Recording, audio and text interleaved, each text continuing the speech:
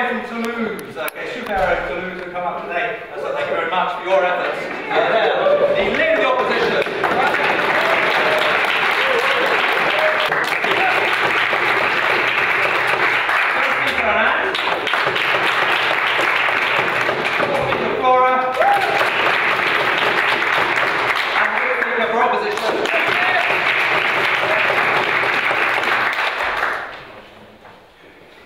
Okay, what's up next? Right, quick reminder, okay? I want to do a very, very quick reminder indeed, because a lot of you know how this works, okay?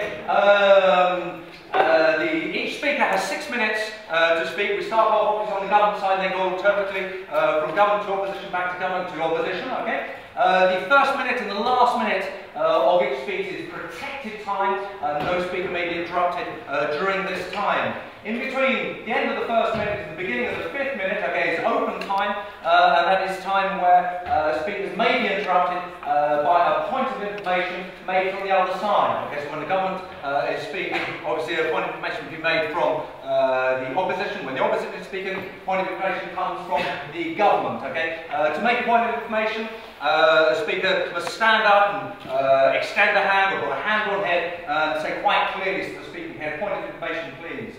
Okay? It's up to the speaker to decide whether he or she takes that point of information, but we do encourage speakers to take 1 or 2 points of information during their speech. Okay?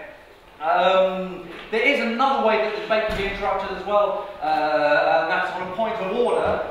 If one of the members of government or opposition think that something is not happening quite as it should be, they can make a point of order to me, the chairman, and I take that and then rule on that immediately. Okay?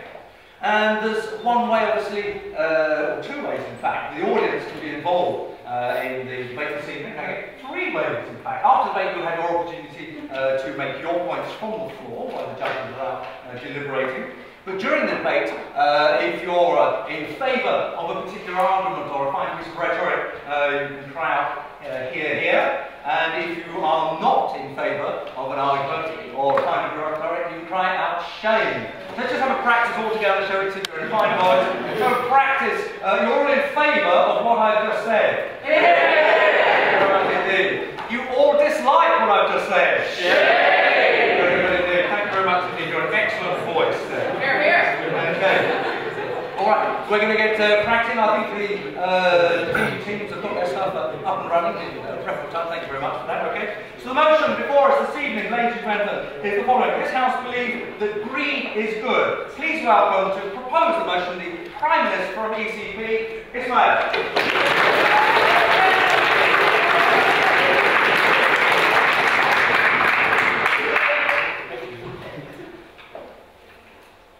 Mr. Chairman, honourable members of the jury, beautiful delegate, fellow members of the government, misleading members of the opposition, and last but not least, dear audience, good evening.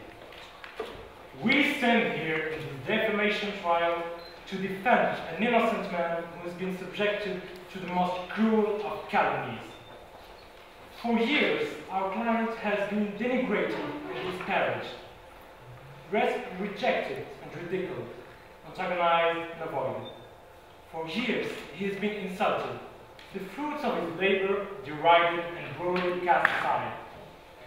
But enough is enough.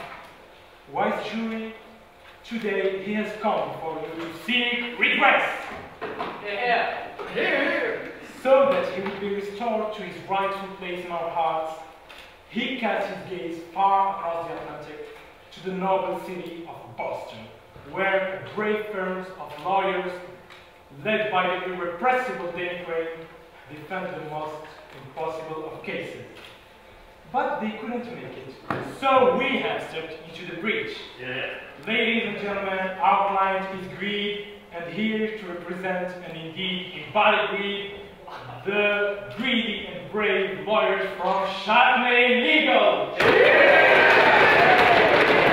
Before I present the legal team, let me just go over our client's record.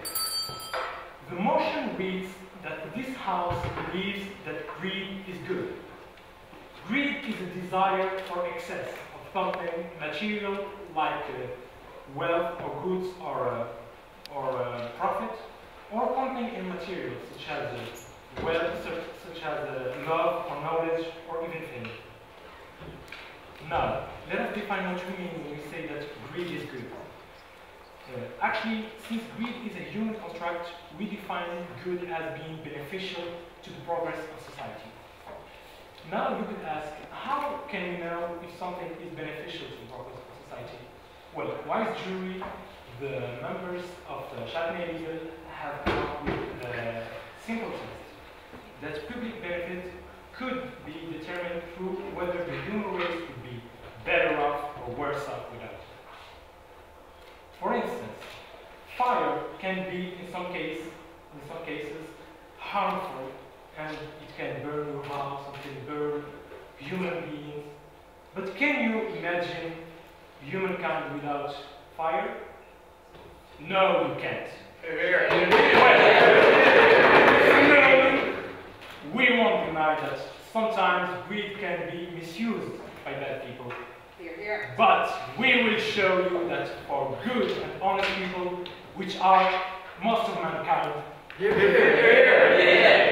is useful, helpful, and necessary.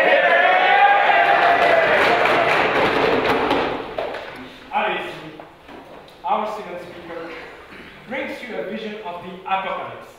What would happen if our client heeded his detractors and abandoned the sorry planet to its sorry fate? Well, find out in a few minutes, or alternatively, wait until December 21st. After Alice, you will have Isidro, our business law expert, who will inspire you because he will reveal our client's exceptional contribution to the world of business. He will show you how our client leads our society to greater prosperity, and how his invisible hand even helps those who reject and slander him. Isidro will be followed by the able Ali. The able Ali will show you how our client can be a source of hope and aspiration for every member of our society. He will also explain why the association with our client is necessary in order to promote the profoundly constitutional notion of life, liberty, and most importantly, the pursuit of happiness.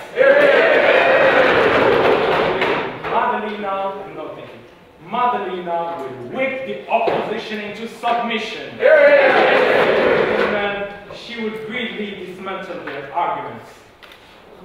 Ladies and gentlemen, the cry goes round the nation's pulpits, press rooms, pubs and bars. Greed is bad, greed is killing our society, greed is butchering the values we hold most dear. From Neuilly to Nevers, well, maybe not Neuilly. Yes, the blame for society's ills. Yes. Yes. Every religion says that greed isn't good. Why do you think so? Well, I could ask you the question, why are churches so wealthy? Church greedy for their people to be honest, to be kind to other people. So, why not? No, thank you. Ladies and gentlemen, and yet, what is it that brought the opposition here today? Aren't they greedy for victory? Don't they deeply desire our defeat? Ladies and gentlemen, you will hear the opposition tell you that greed is not good. Well, heed them not. Because we will show you that their lives, our lives, and even your lives, dear audience, have greatly benefited from greed. Dear jury, however it may seem to the opposition team, we will show you that greed is what made and what makes humanity dream and rise to be supreme. Please, and thank you.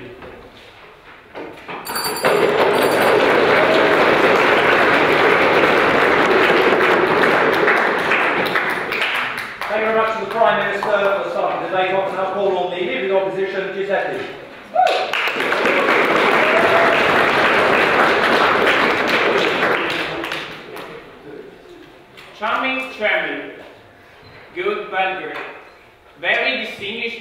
of the jury, greedy members of the proposition, ambitious friends of the opposition, ladies and gentlemen, indeed, my heart and my ears are aching after that speech.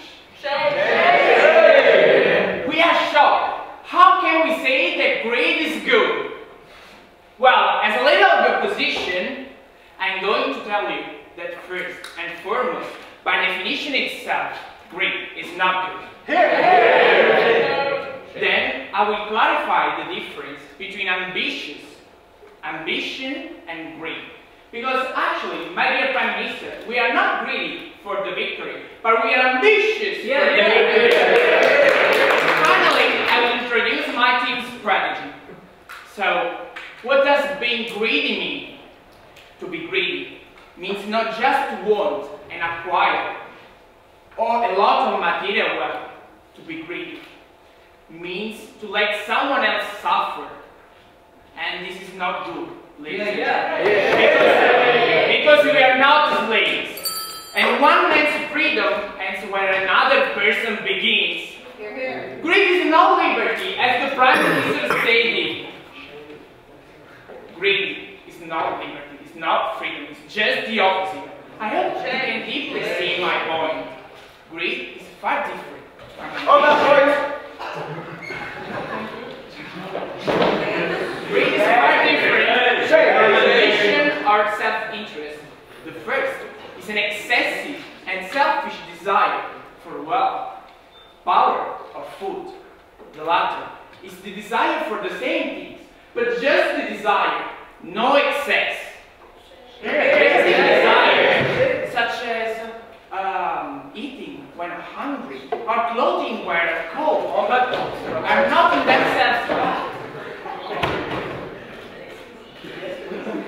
So how do you define happiness, and if you just desire happiness, at what length do you stop happiness? Greedy people want to obtain immediately what they want. But how poor are they? Have no patience. Just let me follow and just let my team is coming and explain what you just asked. As greed is a selfish and excessive desire for something, I will prove to you that selfishness and excess are not good, and consequently, greed is not good. So, firstly, I will recall the judgment of Solomon to show you that selfishness can lead to mad and bad decisions. Two women came before Solomon to resolve a quarrel over who was the true mother of a baby. Solomon suggested, let's cut the baby into half. The true mother was not selfish and actually cared for her baby, decided to give and not kill him. So it was clear to Solomon who the real mother was, the one who overcame the selfish desire. And this is good, ladies and gentlemen, not great. Now, the fact that extremely intense desire is not good was already clear to our ancestors, and particularly to ancient Latins. They used to say, virtue stands in the middle. And particularly the poet Horace wrote, as the modus in rebus, there is measure, ladies and gentlemen, in all things. The Latin sentence invites us to look for balance, ladies and gentlemen. No excess, no greed.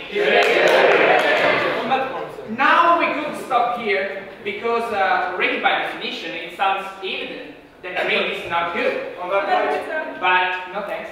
But why not enjoy some more? So I plead with the proposition to follow my greed, abandon the greed, and spread the seed of a good deed. Tonight, my good deed is to tell you a Native American proverb. A Native American grandfather, talking to his young grandson, tells the boy he has two wolves inside of him, struggling with each other. The first is the wolf of love, peace, kindness. The second is the wolf of hatred, fear, greed. Which wolf will win, grandfather? Asks the young boy. The one I will feed, is the reply.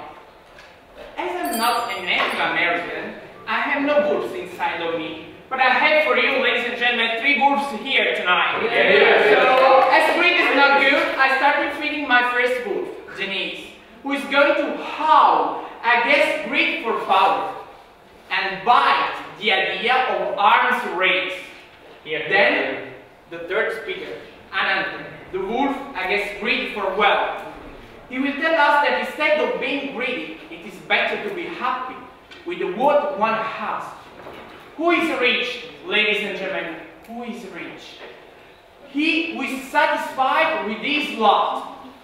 Enough is not enough, as the Prime Minister said.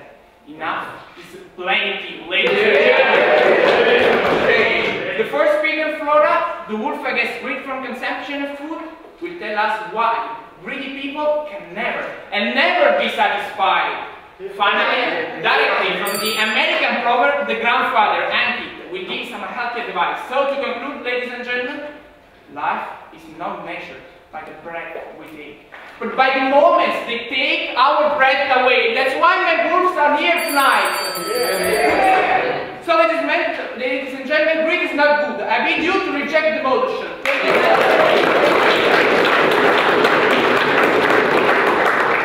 Thank you very much to the League of the Opposition for that speech. And I call on the second speaker from the proposition, Alexis.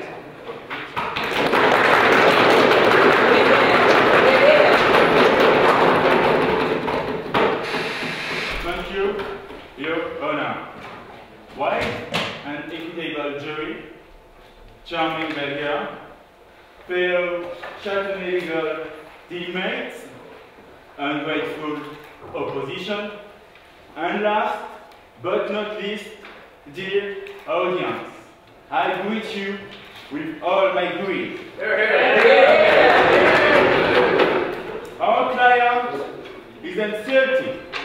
The repetitive attacks against his good person have left him revolted.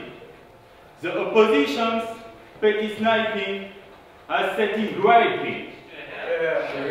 And so, like Achilles, he is thinking of taking his stand and leaving the world to repent. Let us imagine the sorry fate of our earth if he gives it a wide berth. But first, I want to do some objection. The opposition gave us the difference between greed and ambition. But we think that ambition is the fruit of greed. And they describe greed as if it was the dark side of fire. And greed leaves you with freedom because it's just a desire. Greed, as was so brilliantly explained by the Prime Minister, is a desire for more than is needed. Please. Yes, please?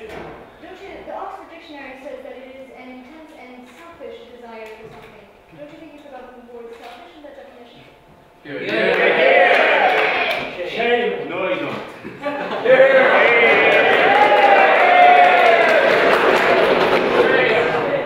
If we abolish greed, we will repress excess. But what is excess? Buying a Porsche, buying a Twinger, but isn't buying the Twinger excessive when you can go by bus? Yeah. And why go by bus when you can walk? And are those shoes really necessary?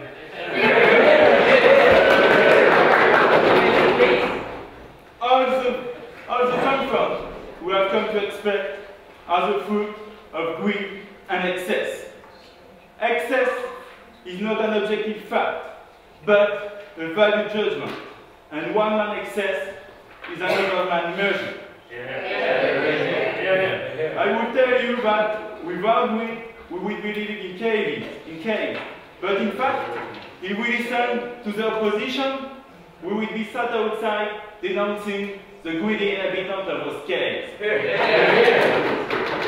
But greed for comfort is not the only type of greed.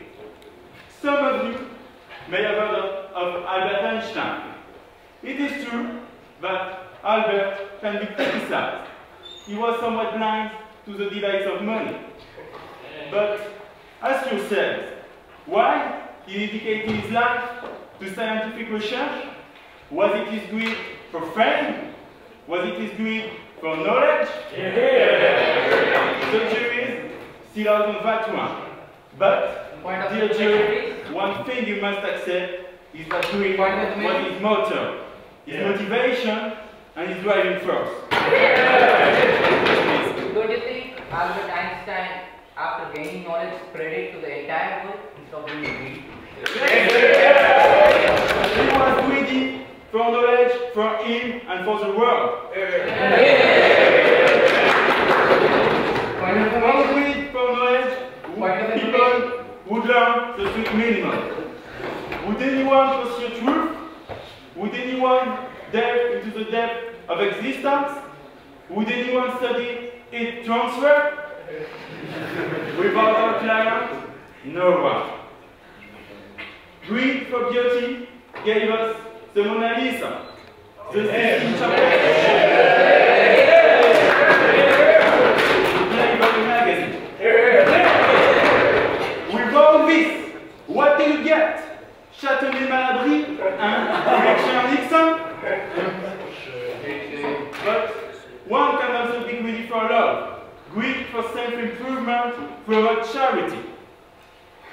Mother Teresa, when caring for the poor, was motivated by an ardent desire for salvation and love. The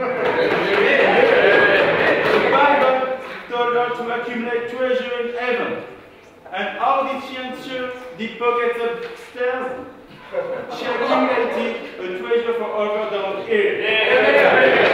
And did so greedy.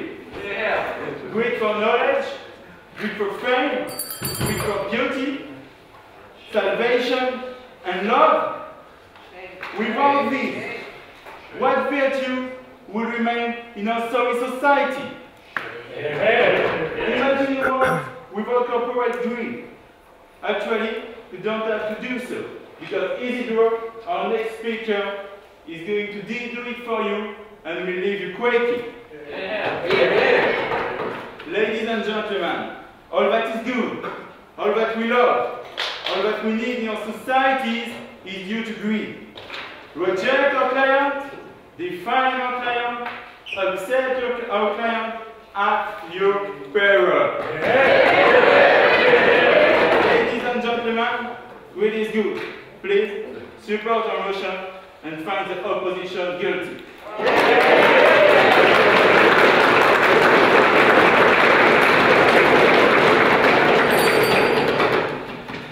Thank you very much to the second speaker from Proposition. I now call on the second speaker from Opposition, Denis.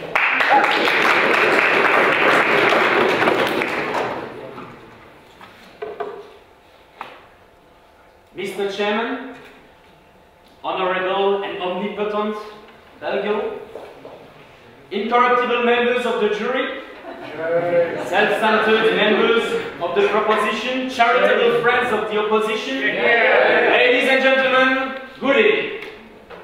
First, I would like to rebut on what Alexis told. Do you get the meaning of selfishness? You can't say Mother Teresa was greedy. Ladies and gentlemen, I am wolf number one. Oh, don't worry.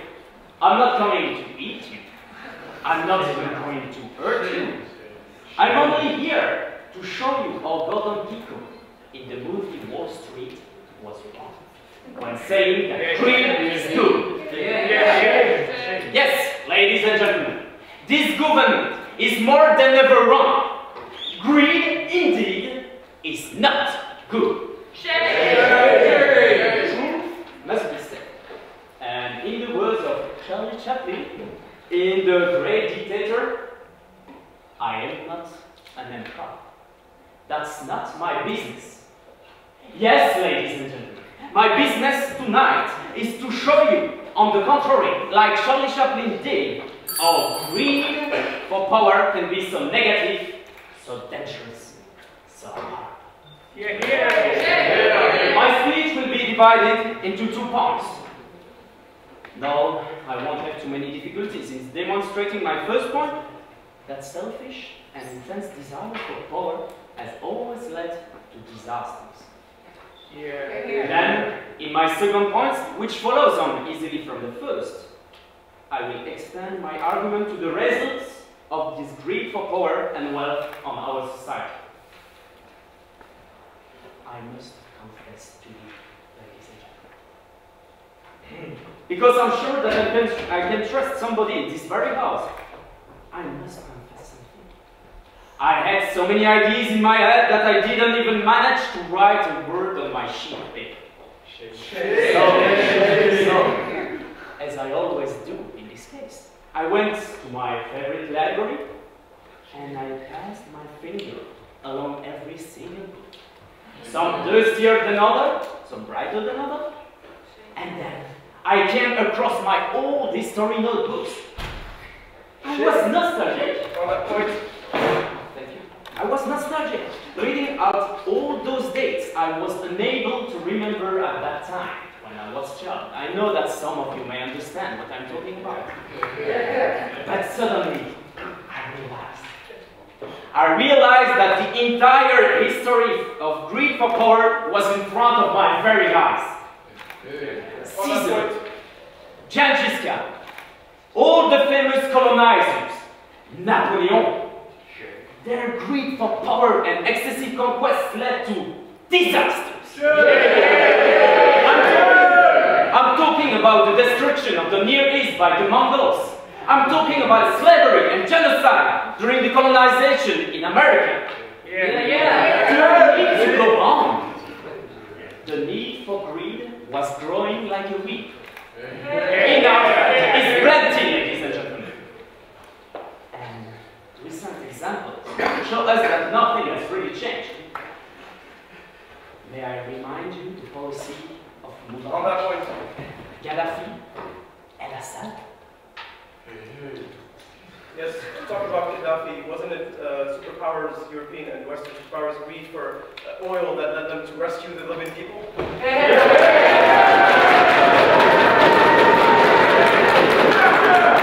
Don't get the point. You can't say that Gaddafi wasn't greedy for power.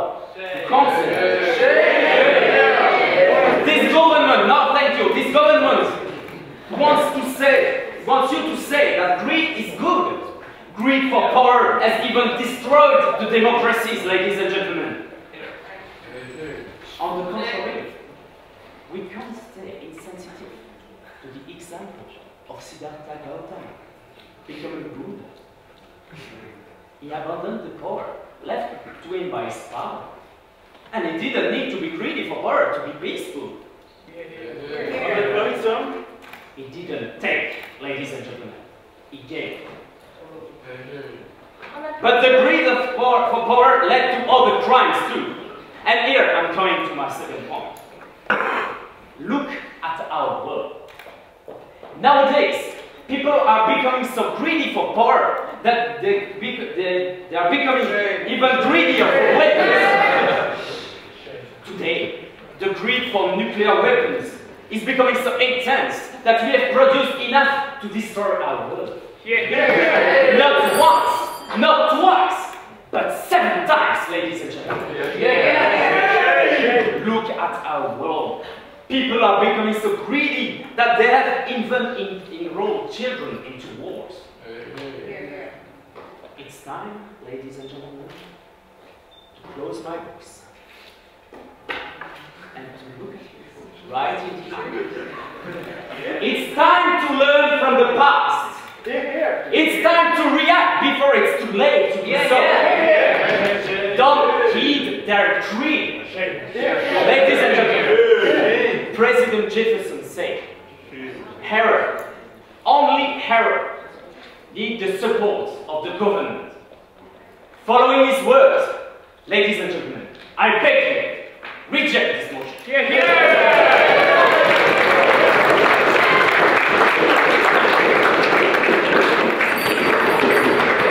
you very much, Mr. Speaker, for that speech. I now call on the third speaker from the opposition side, Mr. Rowe.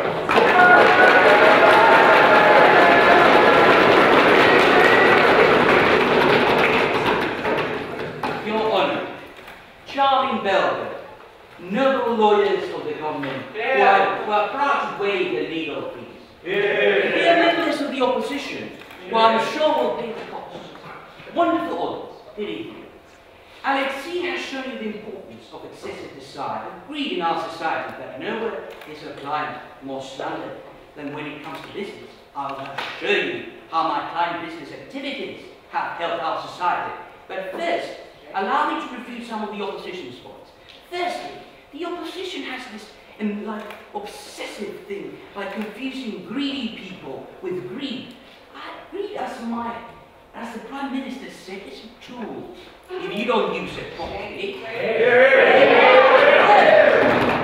Even by looking at many history books, you have to use your common sense. You have to actually realize that Gordon Gekko was an ambitious and greedy man, but he was a crook, for God's sake, and being a crook doesn't exclude greediness. As far as Gaddafi goes, yes, he was ambitious, but he was also a crook. I believe we all agree on that, don't we? No, thank you. Greed is indeed a force of progress. It encourages us to move forward, to always strive for more. The fact is that with greed, we never satisfied should not be frowned upon, as it makes us come up with new ways to go further. That is how humanity has evolved in the last 5,000 years. Look at all these periods when we were productive. It is because greed was paramount and second in pedestal if not rightly deserved. Consider, on the other hand, the Dark Ages, where people were taught that they had to be satisfied with what they had. Look at the despondency, the complacency, and barbarians had overrun Europe at the time. When our time is in a sabbatical, see how the world goes belly up. Yes? Would you like to clarify how you can use selfishness and excess properly for yourself? Indeed, as you said, Maya Lisa uses selfishness because she wanted to help people, and actually was a selfish act to help people that makes her help others.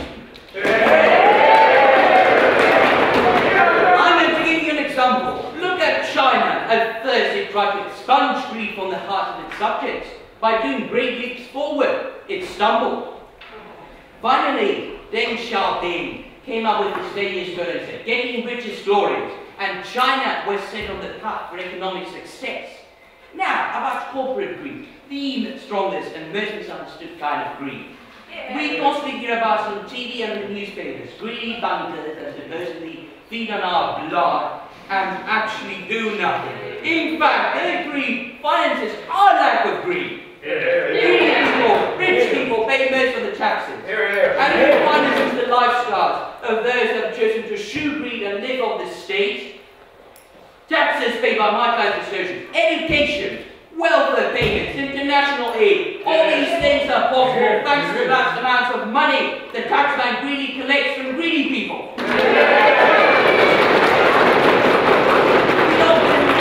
Businesses being reproached, no thank you, for being greedy and wanting to maximize their profits. In fact, what they do is get their profits and invest it to create more jobs that actually help us have a good standard of living. Yes. Is it because you find one positive consequence of greed that you can say that it's globally good? It is a tool that, if you use it properly, it can be helpful. If you can give me many examples of people who have used greed wrongly, I can tell you another 1,000 of people who have used it properly. Greedy companies also help consumers.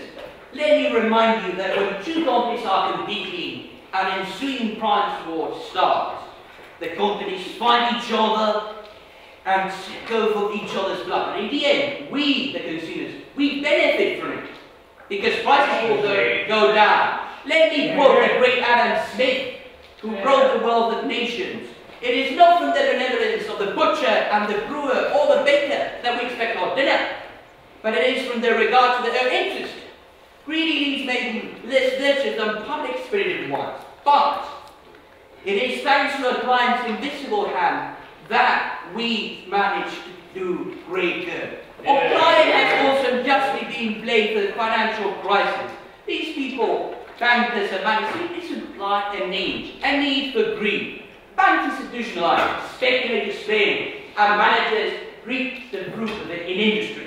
However, from time to time, such as in life itself, is in fact harvest. Right.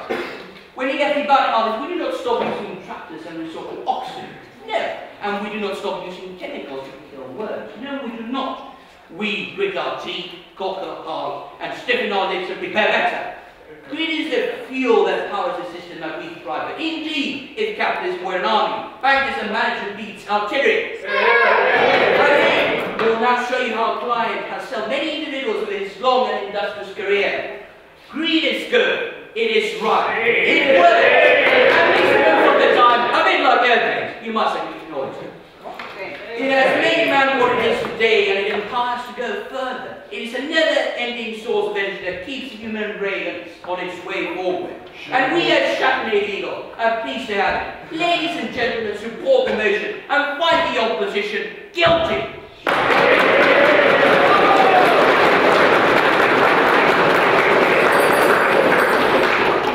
Thank you very much, Mr. Speaker, for that. Okay, now I call on the third speaker from the opposite side, Anantha.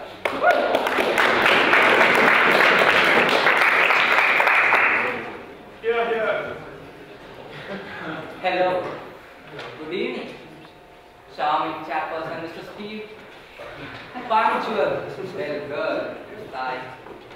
Honest members of the jury, Miss Virgin, Mr. Obama, and Lara.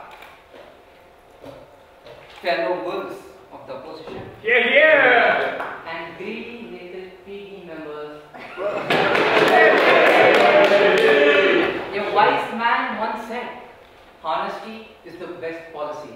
Yeah. And here I have a group of enthusiastic speakers who are vehemently opposing this honest man. Good, nice.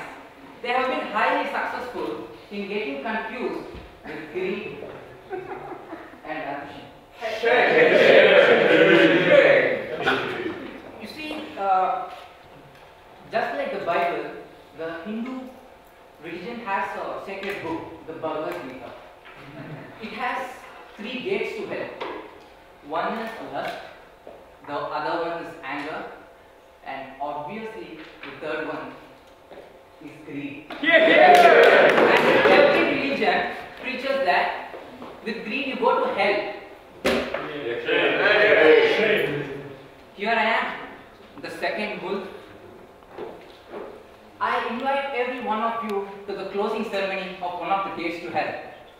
I'm not going to hit you like the Little Red Riding Hood, but I am going to save our indeed.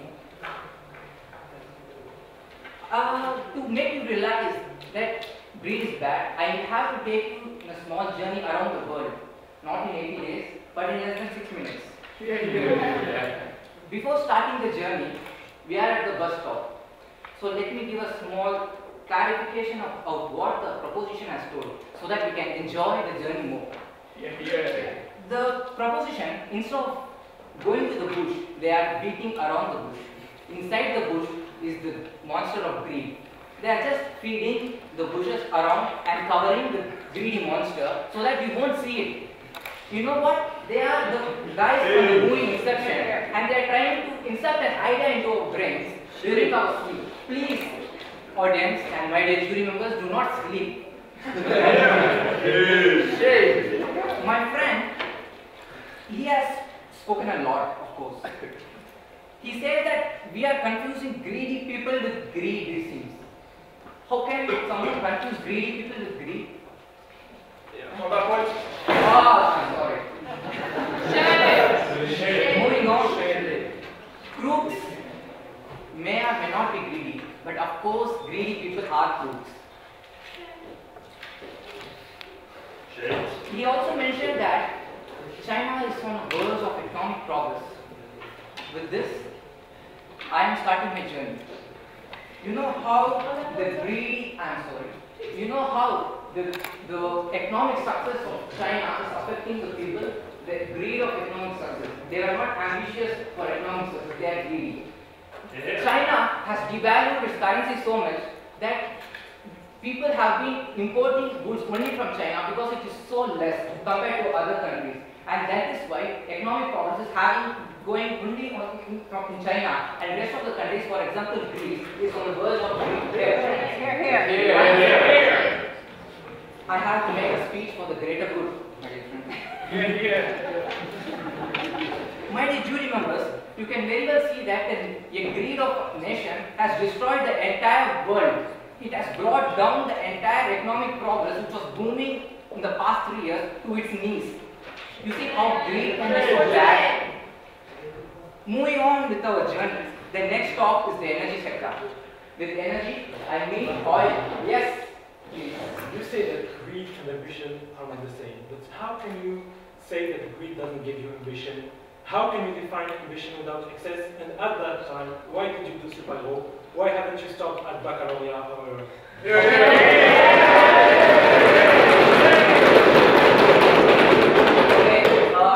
You have asked the question for more than 15 seconds. So I will go ahead with the first point of information, which is how I have confused greed with ambition. Greed may contain a subset of ambition, but ambition never contains a subset of greed. Ambition is domain greed has ambition, but the domain ambition never has greed, which helps improve the whole society instead of just getting improved. Only one person can improve in a great society. So the next stop is the energy sector. Oil. There are people in stock markets who are known as speculators. Their only job. I have not even started my speech. Anyway, you are really I don't know. Okay. People from Prepa are greedy. Do you say that people from Prepa are bad? Yes, of course.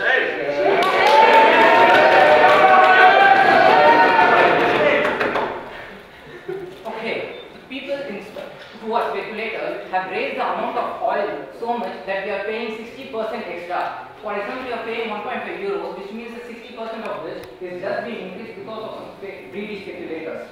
This is affecting each and every one of you, my dear jury members. It is affecting the poor, the rich equally. Our final stop in the journey will be about something positive. I am going to talk about the friendly neighborhood superheroes. Of course, he is not Spider-Man, even though everybody enjoys Spider-Man.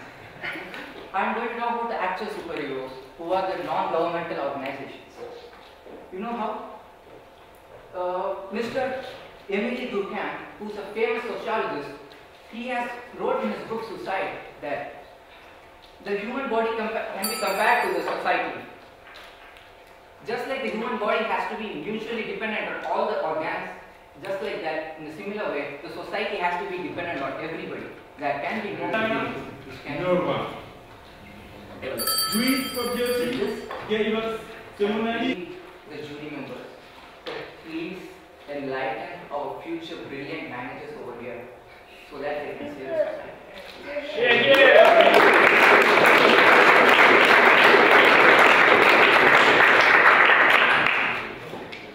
Thank you very much, Mr. Speaker. We now move to the fourth speaker for the proposition.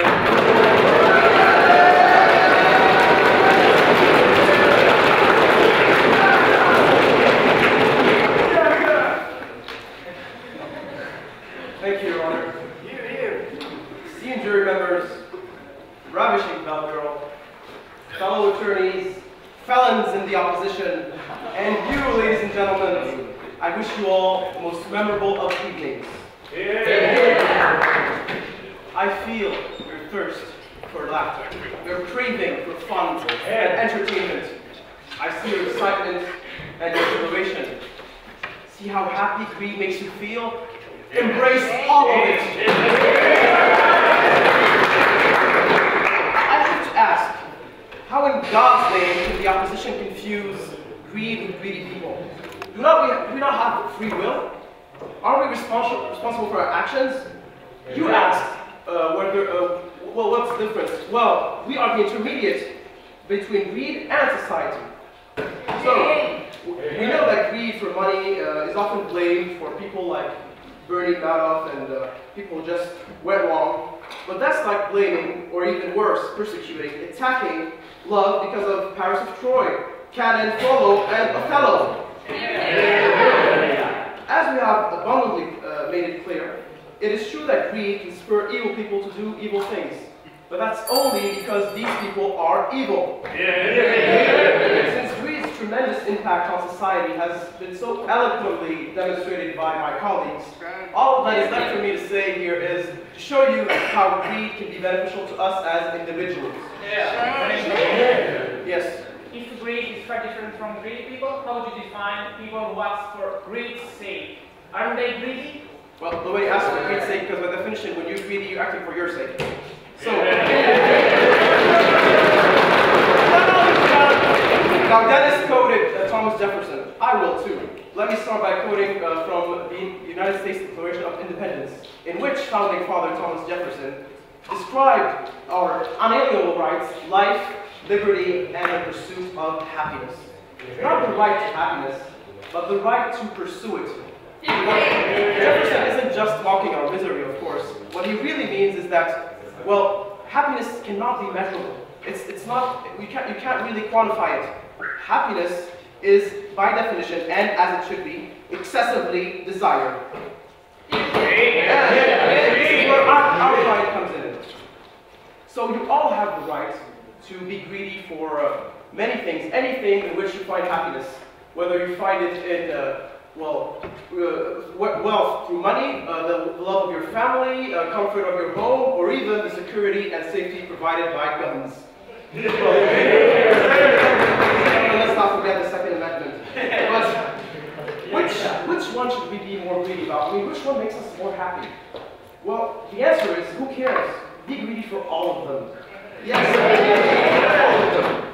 The opposition might naively point out that people who chase money all their lives might end up miserable. That's true. Well, it's only because they neglected the countless other aspects of our client. So I say, chase everything. That way your happiness is guaranteed, and you will lead a healthy and balanced life. To prove that, I have called a witness. He is no Mother Teresa.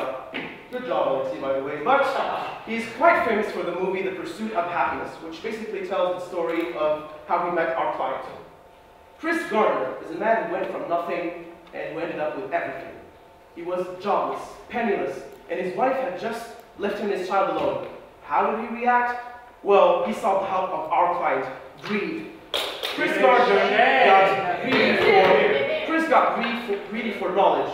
He learned all about brokerage and markets. Chris got greedy for money and success. Knowing how slim his chances were, he still fought day and night trying to get hired as a broker. And Chris got greedy for family and love, struggling to raise his son despite all obstacles. And did my client disappoint? Hell no! Chris Gardner went on to form his own multi-million brokerage firm, and his relationship with his son is as great as ever.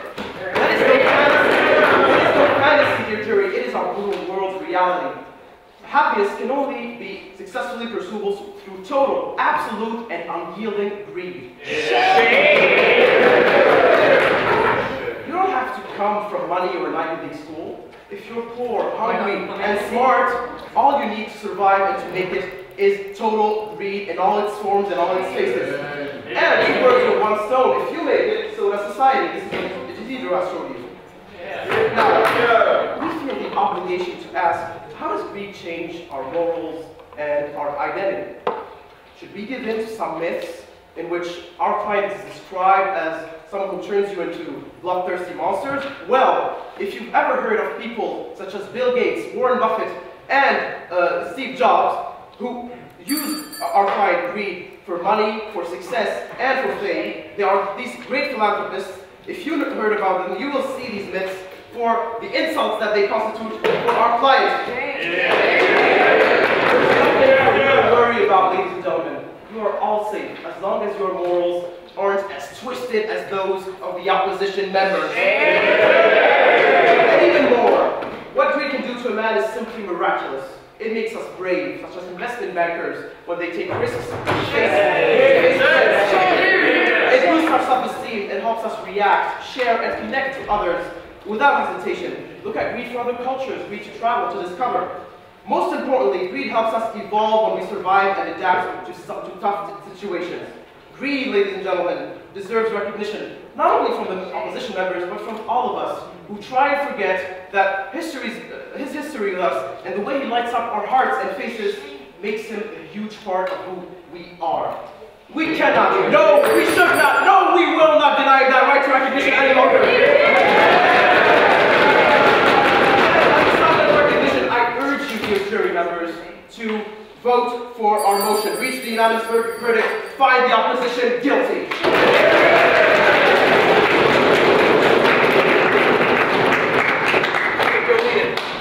Thank you very much, Mr. Speaker. Now the fourth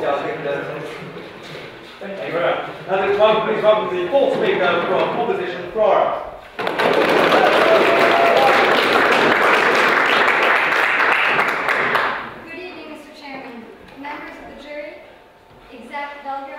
Honorable members of the proposition, storyteller, wolves, and grandfather from the opposition, ladies and gentlemen. In the definition our storyteller has given us, he states 3 points: power, wealth, and food. We have already talked about the first 2, and I will try to continue to say what our last speaker has said, which is greed is not good.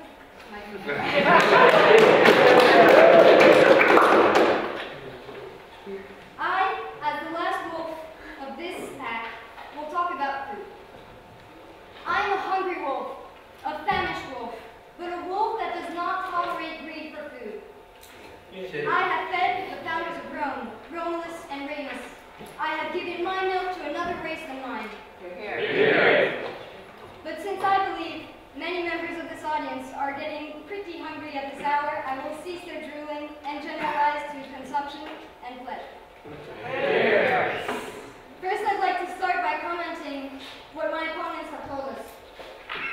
First, I bid the jury to look up the real definition in the Oxford Dictionary. The proposition here has forgot the word selfish in the definition. Never did we hear in these speeches lack of consideration of others, which is the definition of selfish. In the last speech that I heard, they defined greed as I am doing it for myself. Was Jefferson, as the last speaker told us, doing everything for himself? No, I believe he was doing it for American society. I am not greedy for myself. Greedy is lacking consideration for others. If I breathe, I am not greedy. Finally, the last speaker said that we are not realistic, that we had to look at the reality of this brutal world. But do we have to accept it, or do we have to have the ambition to make the world a better place? If there's something better than greed, that doesn't necessarily mean that greed isn't good. It's just not perfect, isn't it?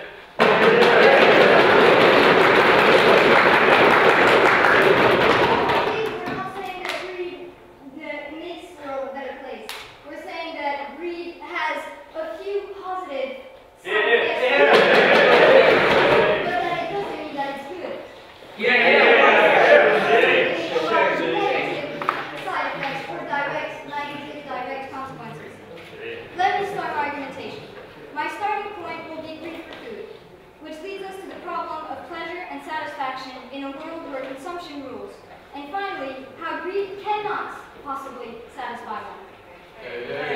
We have always been told to share food, not to be greedy, because food is always like a giant pie. Taking a bigger slice means that someone will end up with a smaller slice.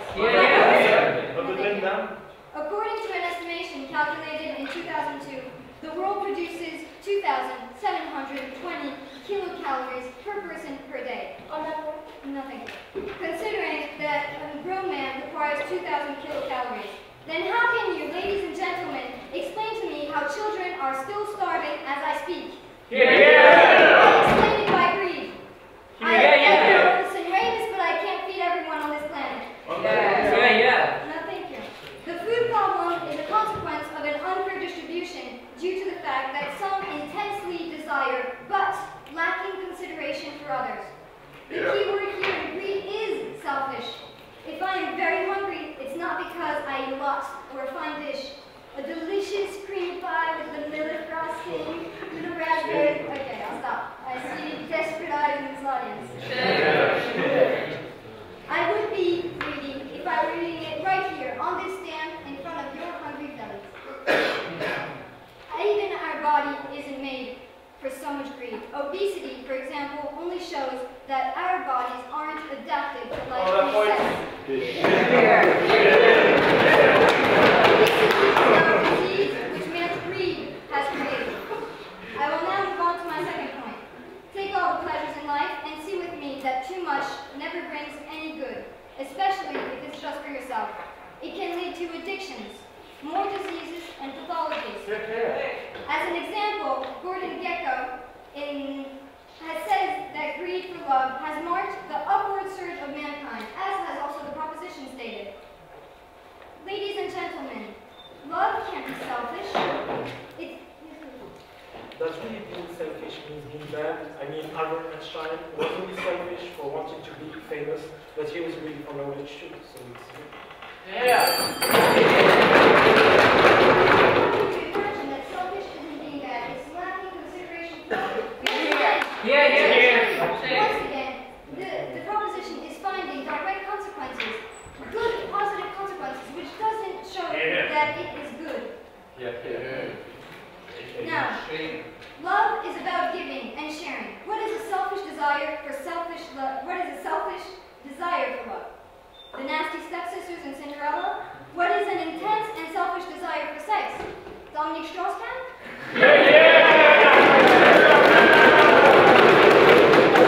Qualify as an upward search for mankind, or as good in general. Finally, as I fear the final bell, I will move on to my last point quickly. We have seen in this house how only a few positive side effects or direct consequences, once again I repeat, of greed could be found. But on a personal scale, no one can say that greed is good. Greed, by its definition, cannot lead to personal satisfaction. Your greed can never be satisfied. It can drive people to do unethical things. My team members and I strongly believe that our world would be a better place with less greed. Enough is plenty. Against this motion, thank you.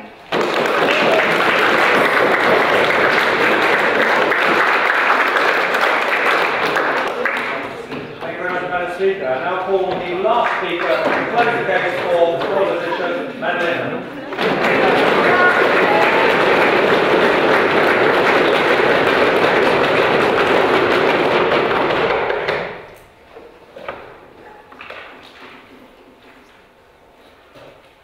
Your Honour, impartial and unbiased judges, delightful bow girl, persistently slanderous opposition, my colleagues at Châtelet Legal, and beloved audience, good evening. By the way, it's lovely to see that we have so many people here greedy for entertainment tonight. Gentlemen, my colleagues have come here greedy for victory, justice, truth, and money. They have not flinched in the face of public opinion. Dear jury, I enjoy you to do the same. The opposition has been attempting to perpetuate a frightening, despicable, unforgivable lie.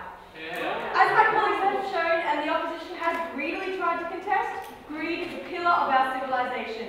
Greed is good. Good for the development and progress of humanity.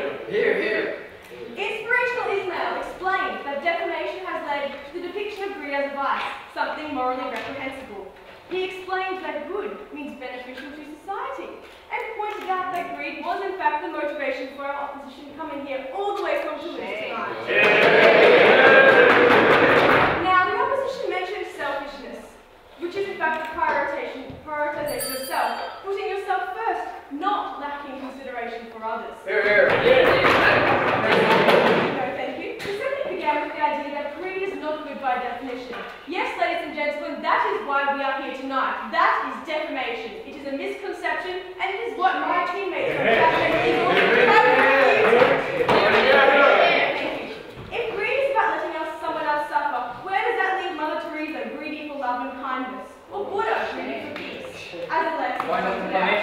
No, thank you.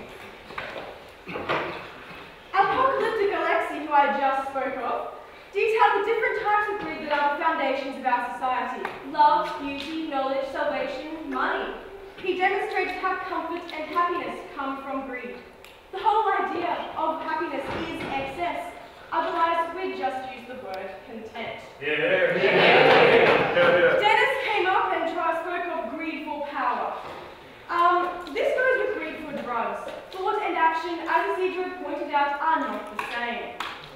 We have free will. If you choose to commit a crime, that is your choice. We cannot hold greed responsible, which is why greed is not a valid legal defense.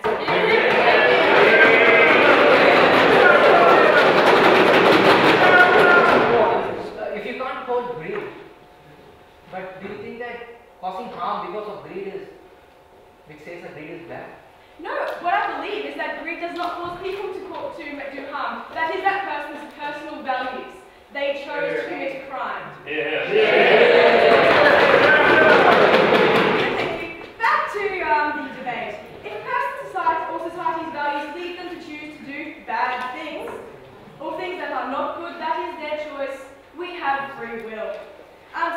Since Dennis spent his whole speech on power, I'll just point out that our democratic government is most certainly greedy, and they supported democracy. Yes. On to the next speech with this intriguing Isidro. He explained how money motivation is what makes capitalism the most successful economic system in the history of the world. Greed motivates development, education, welfare payments, and international aid. All of these are possible thanks to the vast amounts of money the taxman greedily collects from greedy people. Greed and ambition was the response from the opposition. They say we have confused the two. Well, that's easy. I think they're both good. I would not be here without them.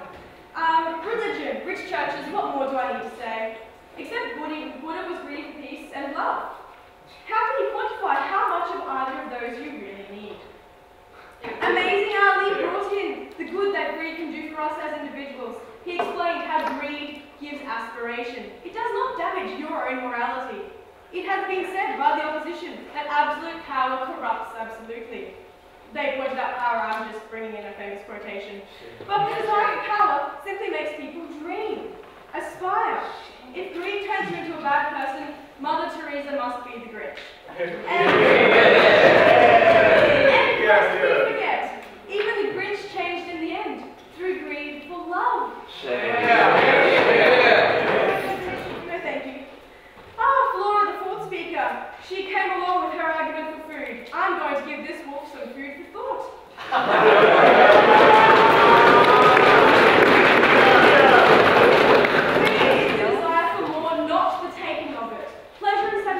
Yes, I do agree society has changed its core values in the past few years. This is a problem, but societal values are the problem here, not aspiration, not greed. Excess is more than needed. It is not too much. Those are different things. And our greed can never be satisfied? By definition, that would be avarice. We use a different word for a reason.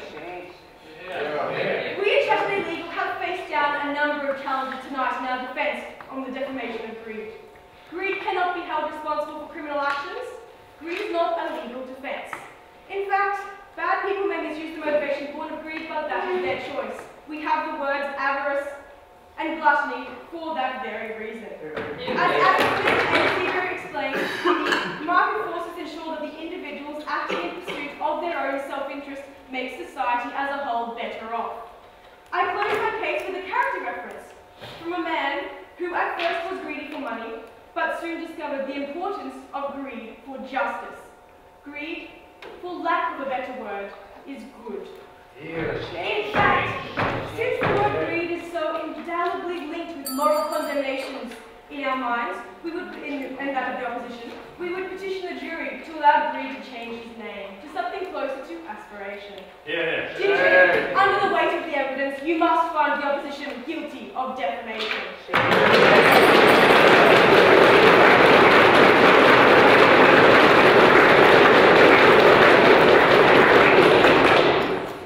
Madam Speaker, now please welcome the last speaker from the opposition to close the case for opposition, Andy.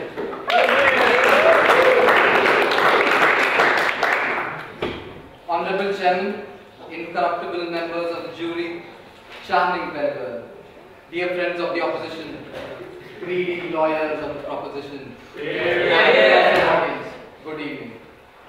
Is greed good? Ladies and gentlemen, we the opposition don't believe so. And our last three wolves have pretty ferociously denied the motion. And I, being the grandfather, will try to summarize this lawsuit. The way we see it is that the central point in this whole debate, this whole great tussle, is a tussle between ambition and greed.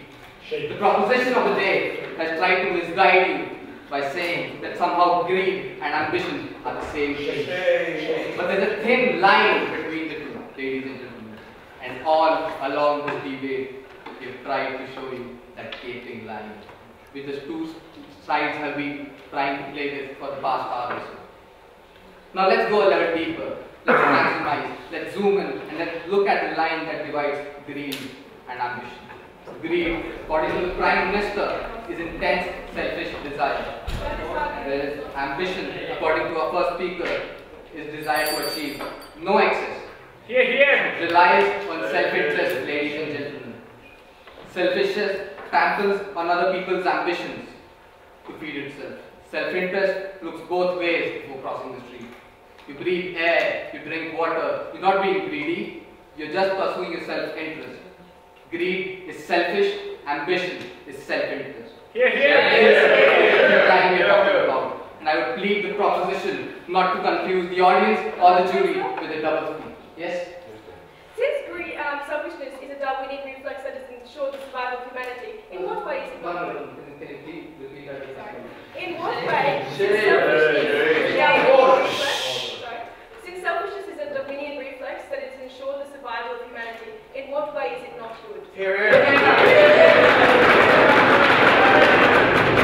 Greed is not good. Selfishness is not good. I'll prove you with my speech.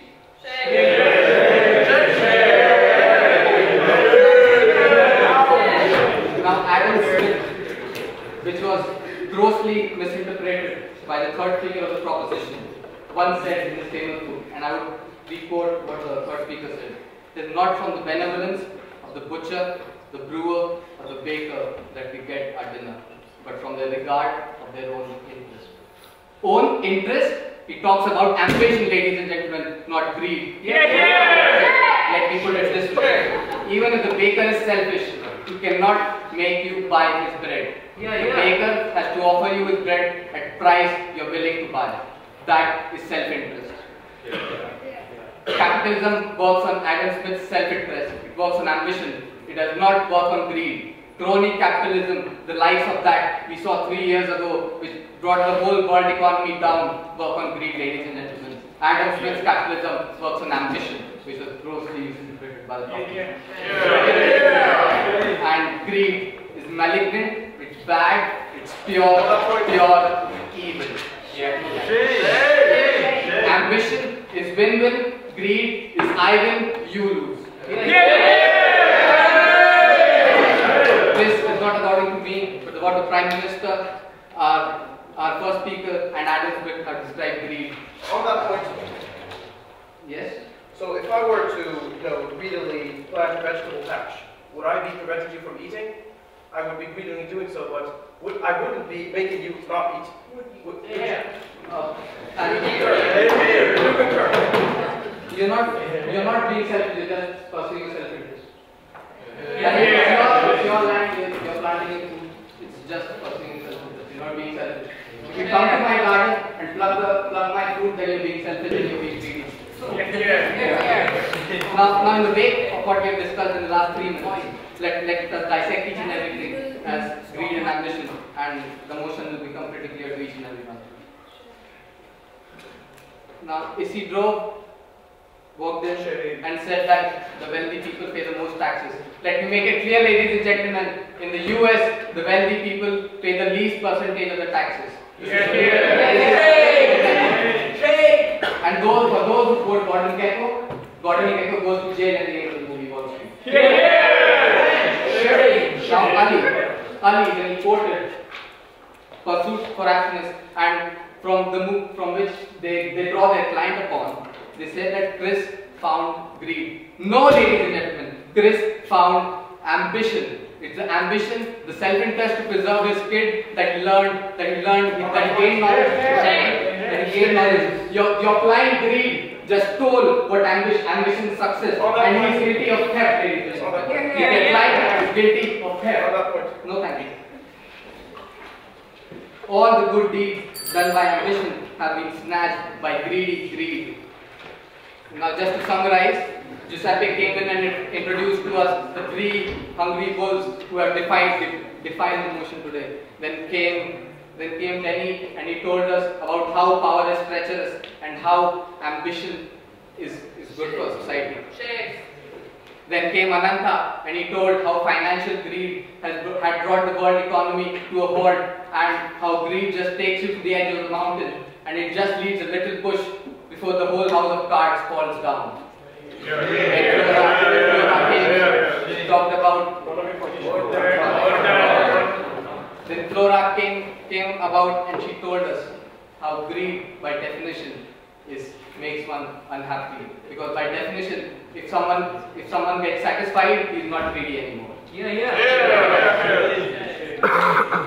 To conclude, ladies and gentlemen, what we have done today is we have proved that that greedy person can never be happy, and on a global scale, ambition works, greed does not work.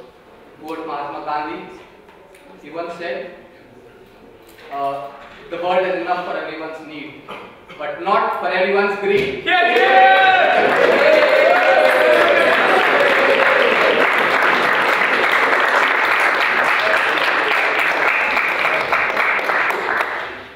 Thank you very much, Mr. Speaker, for that. Okay, I'd like to call on the judges now to retire to consider their verdict, if they would.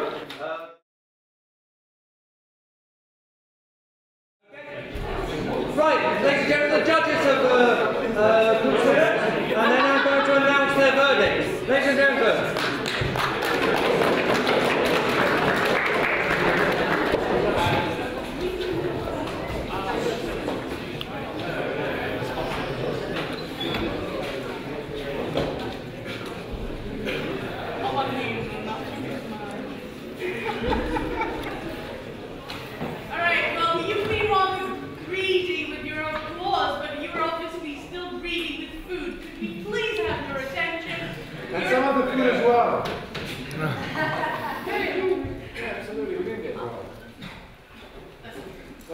Yeah, the things have been greedy, so we haven't been bribed, that has been known.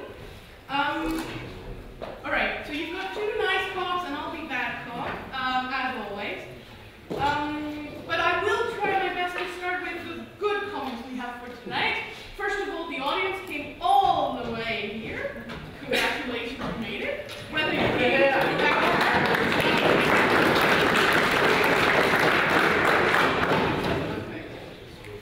on content, basically, we were very happy with the rhetoric level tonight. It was quite balanced between the two teams, so it was very nice. We were very, very happy to see some listening skills. Obviously, debating is about public speaking, but the key to good debate is also that both teams listen to each other. And, well, you did that, so thank you very much. It's not a very common quality, that's why we'd like to point it out. For my dummy friend here, both teams went back to their bottom lines at the end of each speech. So as a judge, it's nice that you help us along. You know, we might get lost, we might get dizzy, we might get bored. Oh no, bored, that's only me. No, no. A little bit slow, so go back to the bottom line. Yeah. And you did that, both of you guys, so that was very nice. Basically, that's it for the good comments, I'm afraid. Basically, you all did your jobs very well. A bit too well.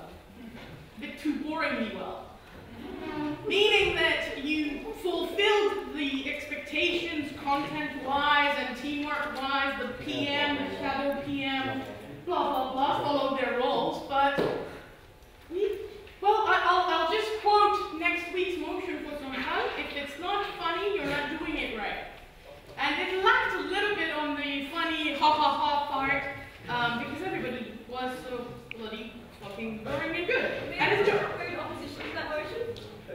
Too bad for you. Don't take tonight's example as a way to do it next time. We are all three of us experienced debaters, and we feel that our job tonight is not only to judge, but to share some of our knowledge with you guys. And I'll put on my professor hat for just a moment. Mr. Chairman has been very nice at the beginning to refresh everybody's mind that POIs were expected, that you should accept at least 2. You should honestly strive to answer as many as possible.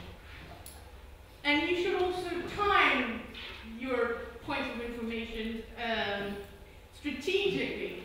I don't think the whole team jumping up at the same time is the perfect example of teamwork and coordination. But I'm holding it against them because they, you know, I think it was you, the second speaker, you said something about owning a Twingo, and that happened to be my first car, so I'm a bit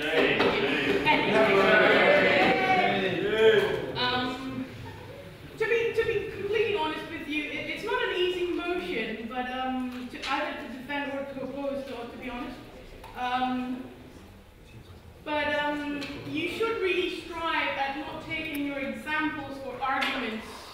A lot of you had good examples, but taking us a little bit further and bring us all the way around and look at it as an argument. It's not that complicated to do, but it's a bit. It was a bit lacking. That's all I have to say. But we have traveled from the US to India, back to Mother Teresa, and we are, as the jury, are a bit like Solomon. We have to choose. And without further ado, I shall announce the results. The winner for tonight are opposition.